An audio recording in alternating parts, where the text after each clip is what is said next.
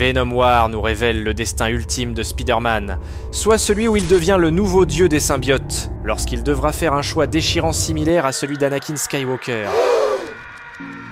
Bonjour à tous et bienvenue dans la tanière du vilain geek. Aujourd'hui on continue notre exploration de Venom War avec un twist absolument dingue. On a laissé Peter et Venom, main dans la main, prêts à affronter l'une des plus dangereuses créatures de la planète Clintar. Mais ça, c'était juste le calme avant la tempête. Vous savez, des fois, on se dit que la vie de Peter Parker, c'est déjà assez compliqué comme ça.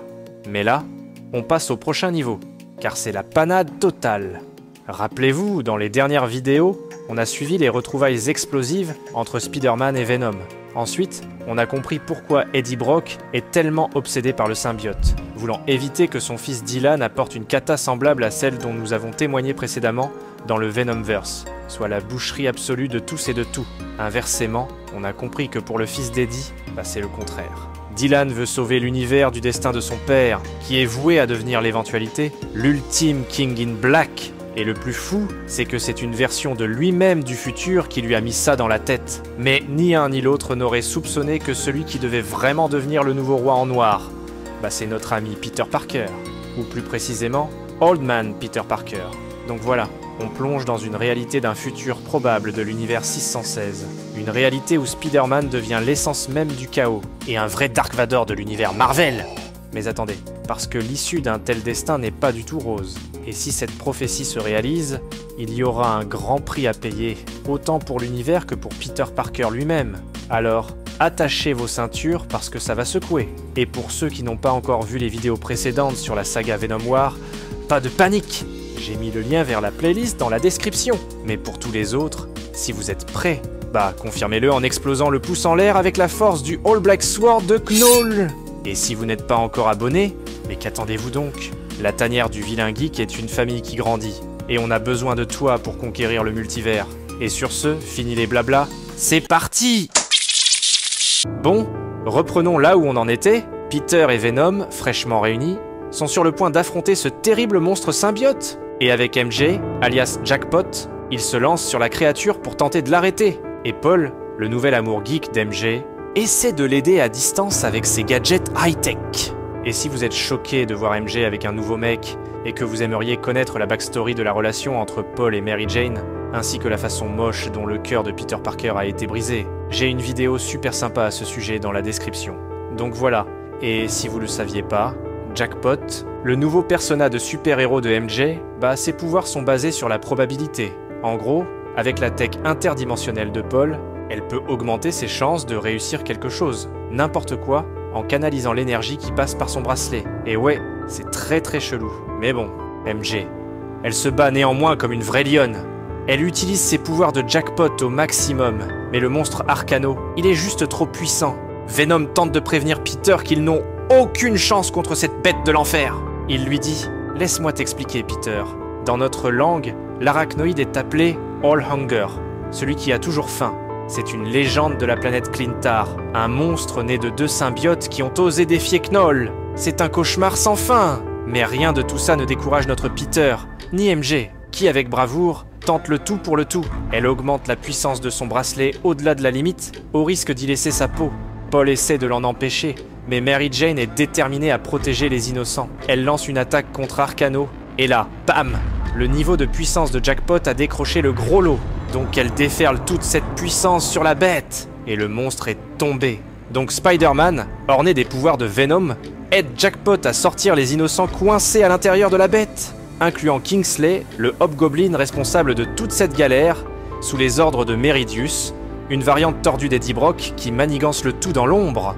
Sauf que Peter et Venom, croyant le gros monstre vaincu, laissent savoir à MJ qu'ils doivent se barrer pour aller affronter Eddie avant que cette guerre avec Dylan parte en vrille. Et Jackpot laisse aller Peter, lui disant qu'elle a la situation entièrement sous contrôle. Donc Venom et Peter se barrent, tandis que Jackpot confronte le Hobgoblin, lui disant qu'il devra répondre de ses actes devant la justice, pour tous les gens qui ont péri à cause de lui aujourd'hui. Mais au lieu de remercier MJ de l'avoir sauvé, Hobgoblin lui balance une menace en disant « Crois-tu vraiment que le pouvoir seul ferait peur à cette horreur ? Ce truc que même les symbiotes craignent !» Non, au contraire. Vous n'avez pas effrayé cette chose avec votre pouvoir. Vous l'avez plutôt rendu affamé. Et là, tragiquement, on voit le monstre surgir de nulle part pour carrément avaler MJ. Pendant ce temps, Peter et Venom, ils sont en route vers l'arène de lutte où Eddie et Dylan doivent se battre. Et pour contexte, si la notion d'un Eddie Brock dans un match de lutte vous semble un peu chelou, bah vous avez absolument raison les amis. Sauf que dans le contexte de l'histoire, cette arène est en réalité un reflet de la perte de sa raison. Il perd complètement la tête, notre Eddie, et utilise ce gros match pour attirer l'attention de son fils Dylan, ainsi que de Venom. Sauf que tout ça, on va en parler plus tard dans la saga Venom War, parce que pour le moment, on veut comprendre pourquoi et comment Spider-Man devient le King in Black. Alors, arrivé à l'arène, c'est le chaos total. Eddie, il est fusionné avec Bedlam, il est complètement hors de contrôle. Et Dylan, lui, il est transformé en Prince in Black. Donc c'est le bordel total. Une vraie réunion de famille qui part en vrille, quoi. Peter, il essaie de raisonner Eddie, de calmer le jeu, mais c'est peine perdue. Eddie est obsédé par sa quête, et il veut récupérer Venom à tout prix. Donc sous la forme de Bedlam, il attaque Peter sans hésitation. Il le frappe avec une violence inouïe. Et en passant, Bedlam, c'est une incarnation monstrueuse de la rage et de la soif de sang d'Eddie Brock, dotée en partie des immenses pouvoirs du roi en noir. Mais ça, on y reviendra. Pour l'instant, l'important, c'est qu'après avoir reçu une baffe dévastatrice de la part de Bedlam, Spider-Man est arraché à la réalité par une force mystérieuse et transporté dans une vision terrifiante. Peter Parker est accueilli par une créature effroyable, ayant une forme arachnoïde. Elle se présente à Peter comme étant l'éventualité. Donc par cet indice, on sait qu'il s'agit de la version future d'Eddie Brock, celle qui devient l'ultime King in Black. Et cette créature fait comprendre à Peter qu'il doit laisser tomber sa forme humaine et se défaire du voile du temps pour enfin accepter son réel destin. Et là, Peter se voit dans le futur. Un futur sombre et macabre. Un futur dans lequel il est le nouveau King in Black. Car selon l'éventualité, avant la symbiose entre Eddie et Venom, c'était en réalité Spider-Man qui devait accomplir cette prophétie. Et l'éventualité veut lui montrer à quoi ressemblera le monde, une fois celle-ci accomplie.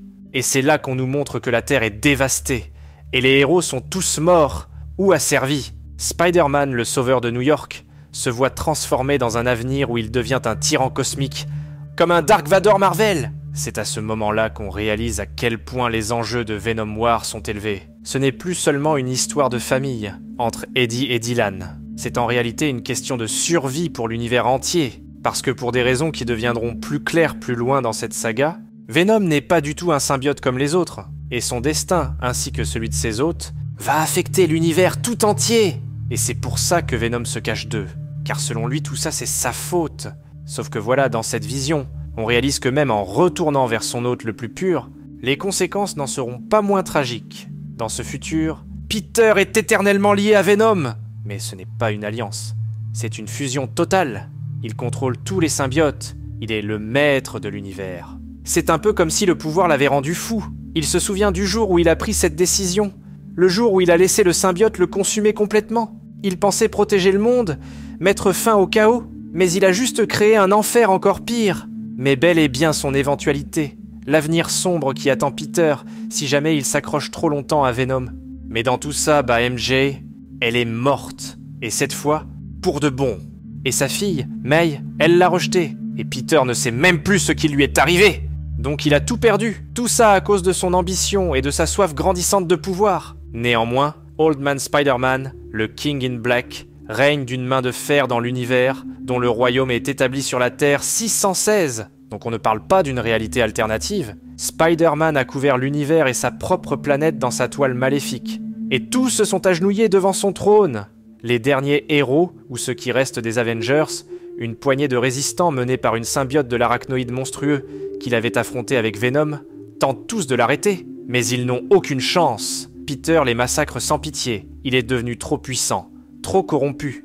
Il n'a plus aucune limite. Et il est devenu le monstre qu'il avait passé toute sa vie à combattre. Mais il est aussi seul, terriblement seul, et triste, parce qu'il se souvient que ses héros étaient jadis ses meilleurs amis. Et de son point de vue, ils ne comprennent tout simplement pas la vision de Peter. Ils ne comprennent pas qu'il tente d'apporter la paix et la stabilité dans l'univers. Du moins, de son point de vue corrompu. Et selon lui, l'ancien Peter, il était tout simplement trop naïf. Tout comme eux d'ailleurs. donc un après l'autre. Spider-Man King in Black décime sauvagement la petite poignée des Avengers qui tentent encore de lui tenir tête. Et la dernière, cette mystérieuse arachnoïde symbiote, cette même créature qui a dévoré MJ dans le présent, l'attaque férocement, et le plus fou, c'est qu'elle le fait tout en brandissant le Stormbreaker de Thor! Ce qui laisse probablement entendre que le dieu d'Asgard a lui aussi été vaincu par le nouveau King in Black. Quoi qu'il en soit, la symbiote lui livre un combat acharné, sauf que Old Man Peter, il est fou de rage contre elle. Il lui dit que c'est à cause d'elle si sa Mary Jane est morte, et elle lui répond que c'est faux, car c'est lui qui a tout détruit par son obsession pour le pouvoir absolu, et que c'est de sa faute s'il a perdu Mary Jane, tout comme pour leur fille. Mais au final, Spider-Man l'emporte et lui transperce le torse avec l'une de ses tentacules. Et c'en était terminé. Et tandis que la symbiose se dissipe de l'arachnoïde, c'est à ce moment que Spider-Man réalise que son hôte est celle qu'il venait de tuer de ses propres mains. Et bien tristement, c'était sa fille, May. Elle avait pris le relais de la symbiose après la mort de MJ. Et elle a tout fait pour sauver son père, mais il était trop tard. Dans ces derniers instants, May lui dit que ses amis, sa famille, ne sont jamais vraiment partis, qu'ils attendent juste qu'il se réveille. Et c'est à ce moment que Peter entend au loin la voix de Venom, qui le rappelle vers le présent, lui disant de ne pas écouter cette prophétie, car rien n'est éventuel. Et à son retour, Peter comprend que cette vision était un avertissement, un aperçu de ce qui pourrait arriver s'il choisit le mauvais chemin. Par contre, en son absence, quelque chose de tragique s'est produit. Parce que Eddie est mourant! Ses entrailles ont été complètement pulvérisées dans le ring. Et Peter se demande que s'est-il passé, et du même coup, Venom, devant cette tragédie. Il dit à Peter qu'il doit absolument les aider.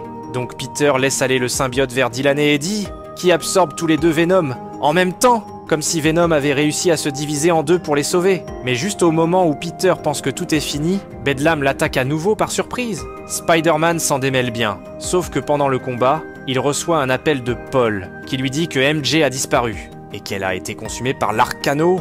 Peter est face à son pire cauchemar. Il a perdu l'amour de sa vie à cause de l'arachnoïde, tout comme dans la prophétie. Mais coûte que coûte, Spider-Man dit à Paul qu'il doit la sauver, même sans le pouvoir du symbiote. Et c'est à ce moment précis que Peter Parker venait de faire un choix qui allait le sauver, ainsi que l'univers entier, de son destin, en tant que King in Black. Parce que voyez-vous, selon la prophétie, si Peter avait décidé de reprendre Venom, dans l'espoir de pouvoir sauver MJ, il aurait succombé à sa soif du pouvoir dans le but de sauver celle qu'il aime, mais il a refusé. Et c'est plutôt dit qu'il allait trouver une autre solution, et par conséquent, qu'il avait pris la bonne décision. Et en ce sens, les scénaristes nous montrent un Spider-Man confronté à un choix très similaire à celui d'Anakin Skywalker. Toutefois, contrairement à Anakin, il a refusé d'embrasser le côté obscur. Mais est-ce que ça sera suffisant pour sauver MJ d'un monstre aussi puissant? Alors, les vilains geeks, qu'est-ce que vous en pensez? Spider-Man King in Black, c'est du lourd ou pas? Est-ce que cette vision du futur vous a fait froid dans le dos? Est-ce que vous êtes aussi choqué que moi par la disparition de MJ? Franchement, cette histoire devient de plus en plus dingue et incroyable, mais ce n'est pas fini. Parce qu'il faut encore que je vous raconte pourquoi Eddie se trouvait à moitié mort avec les tripes à l'air. Mais pour ce faire, dites-moi dans les commentaires si vous êtes toujours intéressé par la suite, parce que sinon, je passerai tout simplement à une autre série. Donc c'est à vous de décider du sort de mes vidéos de Venom War. Ciao les amis!